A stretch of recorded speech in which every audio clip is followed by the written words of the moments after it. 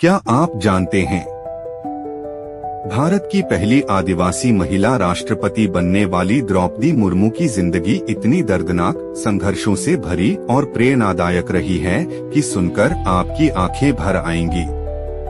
गरीबी, तन्हाई, परिवार के एक एक सदस्य को खो देने का गम, और फिर भी हार न मानकर देश के सर्वोच्च पद तक पहुंचना, ये कहानी है उस औरत की जिसे दुनिया आज भारत की बेटी कहकर गर्व महसूस करती है।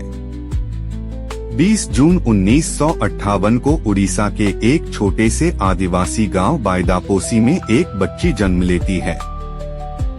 घर में न बिजली न साधन, चारों ओर गरीबी। पिता एक मामूली किसान। उस बच्ची का नाम रखा गया द्रौपदी। कौन जानता था कि यही मासूम बच्ची एक दिन राष्ट्रपति भवन में बैठेगी।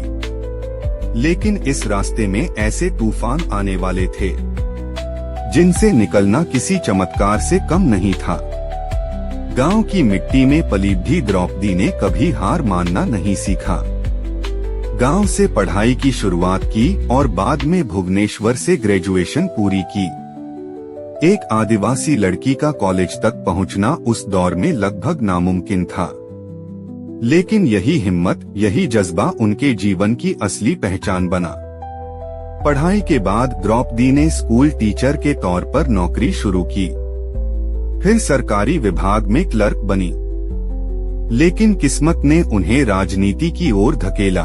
वो चाहती थीं कि गांव, गरीब और समाज के लिए कुछ कर सकें। बीजेपी से जुड़कर द्रौपदी ने काउंसलर का चुनाव लड़ा और जीता भी।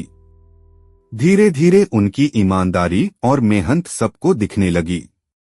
1997 से उनकी राजनीतिक यात्रा शुरू हुई और देखते ही देखते वो एमएलए बनी, फिर मंत्री भी। लेकिन इसी बीच उनकी जिंदगी में वो तूफान आया जिसने सब कुछ बदल दिया। पहले उनके पति की मौत हो गई, फिर एक एक करके उनके दोनों बेटे चल बसे।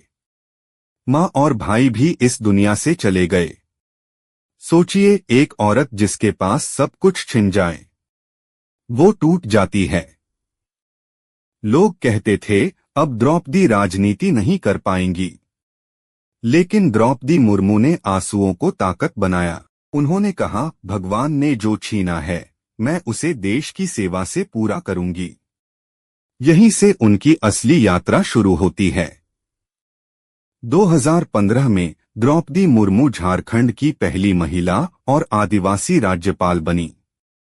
उनकी सादगी, ईमानदारी और जनता से जुड़ाव सब